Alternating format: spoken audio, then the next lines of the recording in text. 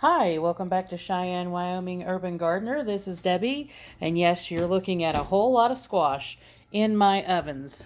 I have a double oven, fortunately, and we are roasting up a bunch of squash for pumpkin puree, so that way we can have enough puree for all the recipes for the winter, and fall and winter actually, for Thanksgiving and Christmas and all the things.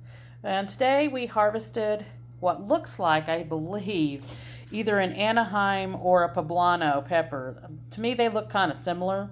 So this one is beautiful, nice and big.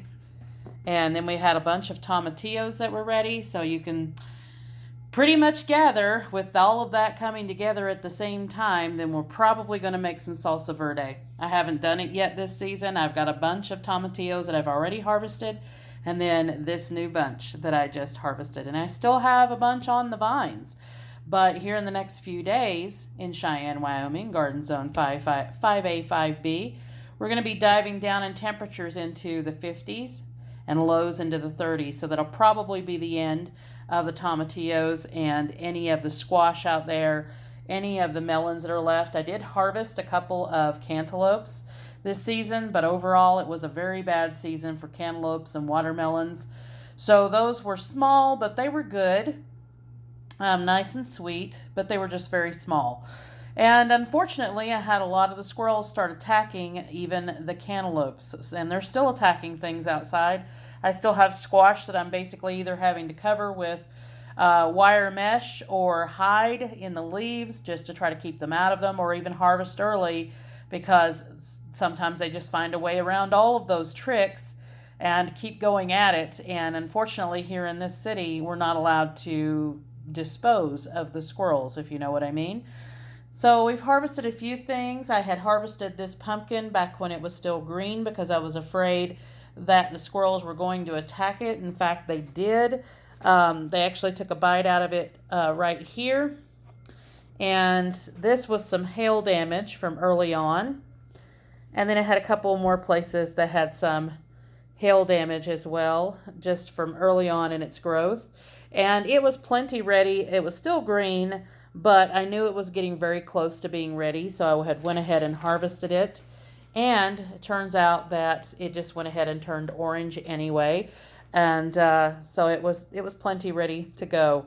So we went ahead and got that harvested, and now it's in the house. We're going to be using this one as a carving pumpkin for Halloween. Yes, we do celebrate Halloween here. Not really celebrate it, but just let the kid enjoy some fun as well. So we have that. And I had picked up some more local apples. These were from some local trees, free apples. Every once in a while, people will post on the marketplace to come and pick up free apples, because here in this city, if you have apples laying on the streets or in the sidewalks or anything like that, you can get fined for it. So if they're not ready or prepared to take care of their apples, and they just post, come and pick apples for free, or just bring a basket. So that's what I did. I just went and got some apples. I have some bananas here that I'm going to be making some banana bread out of. And we are still harvesting plenty of cherry tomatoes. So we've got an entire little container here of cherry tomatoes. It's not quite at the scale of what I was harvesting back in the summer, but we are still getting plenty of cherry tomatoes, even some of the red pear tomatoes. Just not quite as many, but plenty for us. And then we still have a basket full of veggies to do something with. We've got some tomatoes in here. I could fry up some green tomatoes. I've also got tomatoes that are ready to just be sliced. I have some cucumbers in here and some squash in here, some summer squash. All of that I need to process, and that's what I've been doing for the last few days that I haven't posted any videos, is been taking care of all of this harvest.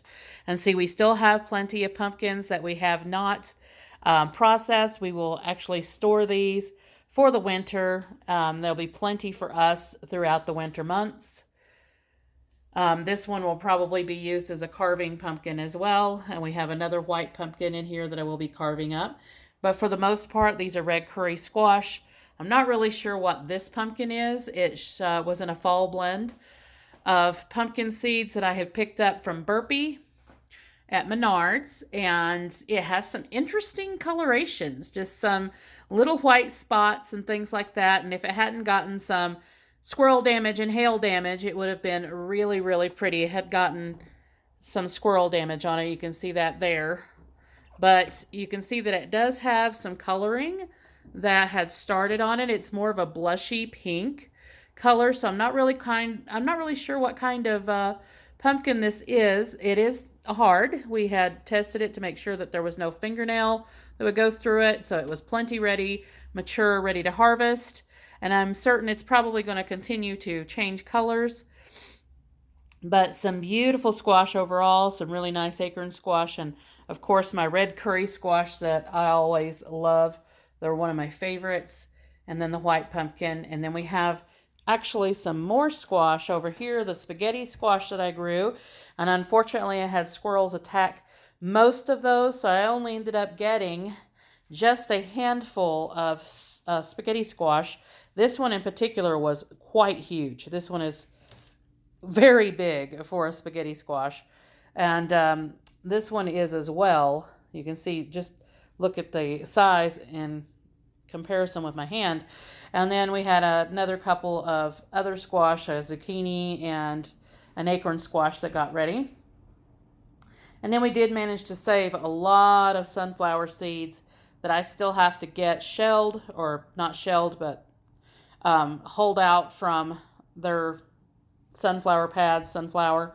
So I need to get that done. There's just so many things to do when it is harvest time around this house. And then we have also been saving seeds like crazy.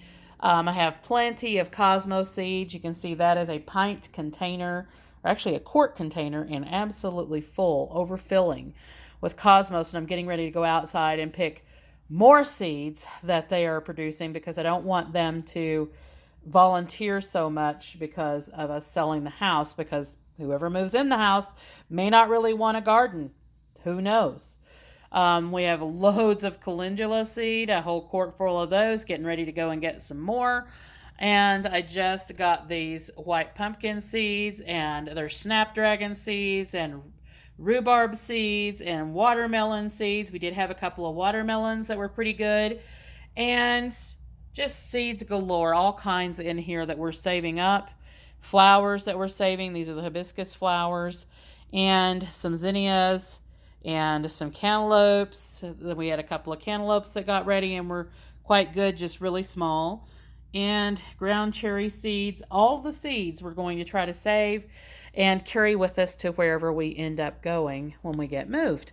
And it still may take a while. I mean, this house has been for sale for a little bit, and I'd had a feeling that it would probably sell quickly, but I think we just did not, we chose not to accept an offer that we had gotten on the house that just was very lowball, and we just decided no on that. So we're just going to continue doing what we're doing with all the things that we are, as if nothing's happening except we have the house for sale.